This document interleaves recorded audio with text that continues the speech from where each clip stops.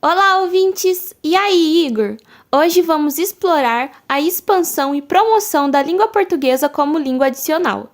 Desde os anos 1990, o Brasil se envolveu em projetos como o Mercosul, abrindo portas para novos mercados e aumentando o interesse global pelo português. Políticas externas e iniciativas como o CELPE-BRAS, que é o Certificado de Proficiência em Língua Portuguesa para Estrangeiros, cursos de português como língua adicional e programas como Idiomas Sem Fronteiras têm sido fundamentais, apesar dos desafios políticos e econômicos. No entanto, nem todos se beneficiam igualmente. Estudantes estrangeiros e executivos recebem mais atenção, enquanto migrantes de crise, surdos e indígenas são frequentemente negligenciados. Instituições de ensino priorizam lucros em vez de inclusão social. Hoje vamos discutir a importância de políticas educativas mais inclusivas e como a linguística aplicada indisciplinar pode ajudar a tornar o português uma ferramenta de transformação social. Fiquem conosco! Ei, Isa, tudo jóia? Para iniciarmos o que foi trabalhado nos dossiês pouco mais a fundo, observamos na revista a seção 1 se iniciar por meio de um relato de Hanadi Gamil, mãe síria de 2 meninos, que descreve suas experiências com a PLA no contexto de refugiada com seu marido que fora convocado pelas tropas sírias. Que bacana, Igor! Me conte mais sobre a relevância de relatos como o de Hanadi. Neste dossiê, ela vai nos contar mais sobre a sua experiência com o aprendizado e uso da língua portuguesa, principalmente no contexto de trabalho, em que conta em maiores detalhes como foi e como validou seu diploma de professora e veio a dar aulas. Poxa, então a experiência dela foi algo substancial para o nosso bate-papo. Sim, sem sombra de dúvidas. Em seguida, um artigo de Ana Paula de Araújo aborda o ensino e aprendizagem da especialidade de português como língua de acolhimento, o PLAC, para imigrantes deslocados forçados no Brasil, como o caso de Hanadi. Neste artigo, ela questiona o caráter de necessidade obrigatória com o qual sua aprendizagem é geralmente associada. O enfoque são as perspectivas de trabalho com o PLAC, sugerindo uma proposta de língua de acolhimento, afastando-se de uma visão que posicione os seus aprendizes em um lugar pré-determinado de que precisam ser acolhidos na perspectiva de amparo da palavra. Tínhamos comentado no estudo dos temas para o nosso programa sobre a vinculação das políticas e práticas de ensino ao tema. Lembro de ter introduzido o estudo da Renata Frank Mendonça de Anunciação. Sim, o artigo da Renata trouxe dados de interação em sala de aula do projeto de extensão Português Brasileiro para a Migração Humanitária, da Universidade Federal do Paraná, assim como discussão sobre como algumas políticas linguísticas para migração e refúgio, pautadas em ideologias, podem reforçar práticas de silenciamento, apesar de serem justificadas por pressupostos liberais de inclusão e de igualdade. A sua contribuição então foi muito significativa dentro desse contexto. Muito. Seu dossiê discute como a despossessão, o ato ou efeito de tirar a posse de alguém, e o não reconhecimento operam como violências simbólicas que mantêm o status quo, intensificando a reificação e marginalização de imigrantes e refugiados no Brasil. A submissão a esses processos desumaniza esses grupos, silencia suas identidades e limita suas possibilidades de exercer agência, especialmente em contextos institucionalizados e hierarquizados. O conceito de língua de acolhimento é criticado por potencialmente reproduzir essas relações de poder assimétricas. Você acha interessante, ao invés de um conceito fixo, sugerir políticas de acolhimento linguístico que promovam relações interculturais, inclusivas, que reconheçam a língua como um espaço de luta e resistência? Sim, ela inclusive vai nos falar que é necessário investigar como o ensino de português como língua adicional, o PLA, é compreendido no Brasil, considerando os contextos sócio-históricos e políticos, para avaliar se a língua de acolhimento também pode silenciar os indivíduos que pretende acolher desta forma. Houveram mais artigos levantados nos dossiês que apontam políticas sensíveis à heterogeneidade linguística? Leandro Diniz e Amélia Neves, da UFMG, analisaram documentos educacionais e descobriram que o multilinguismo é ignorado no Currículo Básico Comum de Minas Gerais, a CBC, e silenciado na Base Nacional Comum Curricular, a BNCC. A formação de professores ainda é monolíngue, prejudicando a inclusão de estudantes imigrantes e refugiados. A BNCC não valoriza outras línguas, resultando em dificuldades para esses alunos. O texto sugere mudar de português como língua de acolhimento para acolhimento em línguas, para evitar práticas assimilacionistas e promover uma verdadeira inclusão linguística. A seção 2 da revista fala sobre o Programa de Estudantes Convênio de Graduação, PEC-G, da Universidade Federal de Minas Gerais, a UFMG, não fala? Sim, inclusive tem o relato de uma moça natural da Namíbia de 22 anos que veio para o Brasil por meio desse programa. Ela se chama Sara. Sara compartilhou suas experiências desde a empolgação até os desafios enfrentados ao chegar, incluindo a adaptação ao idioma e à cultura brasileira. Apesar das barreiras linguísticas na universidade, Sara encontrou apoio e aprendeu português.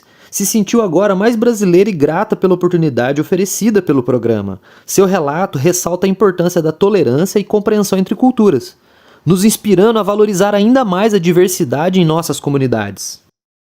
O artigo de Yara Carolina Campos, da segunda parte, discute os resultados de uma pesquisa de mestrado sobre o Programa de Português para Estrangeiros, o PPM, e o seu impacto na política linguística das universidades brasileiras, especialmente no contexto de PEC-G. O estudo revela como o PPM influenciou a prática docente e as experiências dos alunos, promovendo uma formação crítica e cidadã. O projeto buscou visibilizar as vozes dos estudantes e promover o ensino intercultural baseado nos princípios do LC e da linguística aplicada em disciplinar.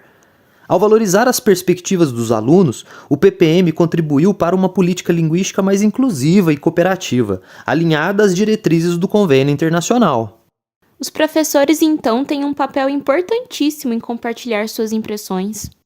Há o estudo do artigo de Marcela Desotti, que investigou as percepções de uma professora de português como língua adicional, no contexto do pré-PEC-G, destacando dificuldades neste ambiente de ensino-aprendizagem. As narrativas da professora evidenciaram desafios como a necessidade de uma melhor distribuição de responsabilidades entre os professores, instituições de acolhimento e órgãos governamentais, como o MEC e o MRE. Foram abordados problemas de acolhimento dos estudantes do PEC-G e a importância de iniciativas para promover a interculturalidade e desconstruir estereótipos. Sudley Amundsen, da Unicamp, estudou o programa emergencial Pro-Haiti, criado após o terremoto de 2010 no Haiti. O Brasil ofereceu bolsas de estudo para haitianos em universidades brasileiras. Em 2011, 78 estudantes haitianos chegaram ao Brasil e fizeram um curso intensivo de português. A liderança do Brasil na MINUSTAH, desde 2004, aumentou a presença do português no Haiti. Apesar das dificuldades iniciais e da interação limitada com brasileiros, o programa foi uma experiência de aprendizado valiosa. Saintil sugere que um melhor planejamento poderia ter melhorado a integração cultural e linguística. O terceiro dossiê da revista aborda uma minoria muito interessante, que são as pessoas surdas. Sim, as pessoas surdas. É estranho falar em estrangeirismo linguístico dentro da sua própria nacionalidade. Tipo assim, a pessoa nasce no Brasil, país em que a língua portuguesa é a língua oficial do país, e aí descobre que tem uma patologia e acaba tendo que aprender a língua brasileira de sinais, por ser a língua natural do sujeito surdo. É irônico mesmo, Isa. Inclusive, tem um trecho da teoria do próprio Chomsky que diz que as línguas de sinais são desenvolvidas naturalmente pelo sujeito para a comunicação e por possuírem uma gramática própria. Pois é. E nesse primeiro relato, a autora Priscila Fonseca conta que os pais dela descobriram sua surdez quando tinha 2 anos de idade e já matricularam-la no Instituto Nacional de Educação dos Surdos, o INES, na turma de educação precoce. Ela começou fazendo a estimulação precoce aos 2 anos de idade e a sua mãe foi orientada a fazer o curso de linguagem de sinais. Com a estimulação e o aprendizado mútuo constante com os pais dela, ela foi assimilando os conceitos, seus signos e significados. Daí em diante, a coisa só andou para frente e, nesse processo, o contato com a língua portuguesa foi muito importante para ela. Por exemplo, os pais dela sempre esperavam ela para assistir filmes legendados juntos, ela sempre lia livros na biblioteca. Como estava aprendendo rápido, ela acabou tendo que sair do INES, visto que estava avançada em comparação com os outros alunos ouvintes, e ingressou no ensino fundamental em uma escola pública muito comum, com outros alunos ouvintes. Ela era a única aluna surda da escola. Caraca! Né? Porém, quando ela entrou no ensino médio, acabou tendo dificuldades. Uma vez, leu um trecho no livro de José de Alencar, Lucila, a expressão trepar no cavalo.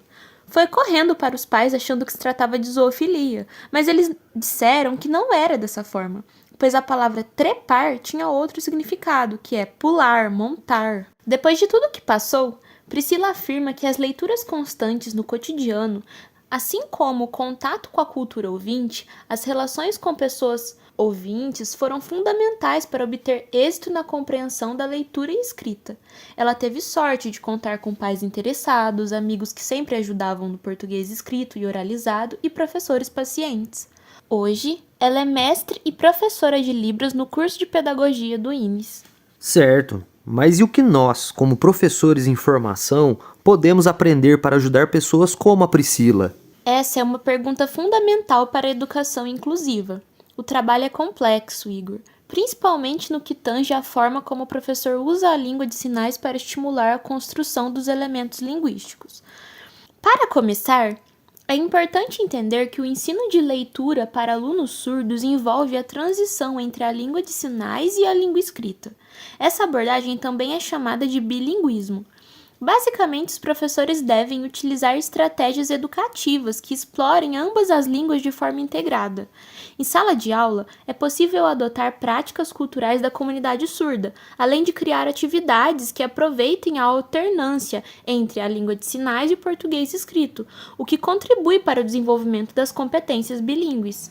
Mas isso são só algumas das coisas que estão propostas no dossiê. Se você quiser ficar por dentro de tudo, vai ter que ler mais, hein? O principal relato do quarto dossiê descreve a jornada de um professor de História e Geografia que teve sua vida transformada pelo encontro com a língua portuguesa.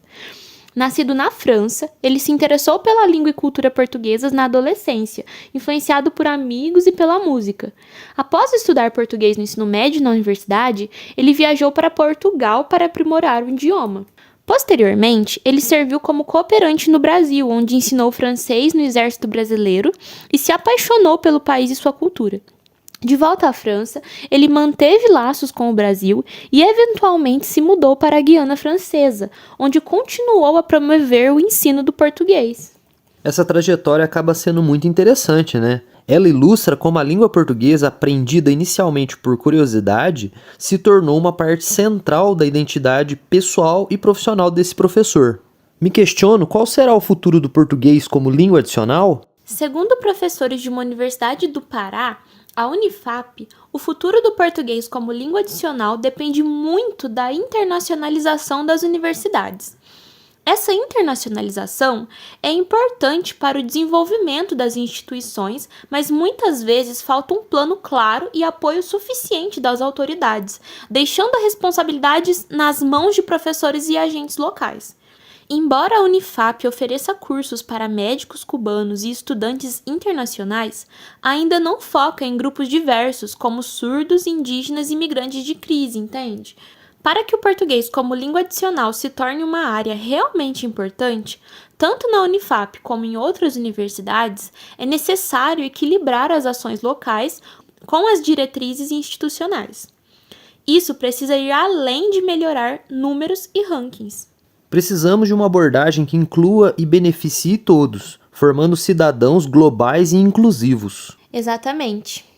Bom, galera, estamos chegando ao final do podcast. Hoje mergulhamos na discussão sobre a expansão do português como língua adicional, destacando desafios e oportunidades. Concluímos que é crucial promover uma área de português como língua adicional politicamente engajada, que não apenas reconheça, mas valorize as vozes marginalizadas. Ao fortalecer seu arcabouço teórico e epistemológico, podemos construir um ambiente mais inclusivo e justo para todos. Fiquem atentos às próximas discussões e continuem conosco nessa jornada de transformação social através da linguagem. Bom, fechou então, né? É isso, pessoal. Grande abraço, até a próxima!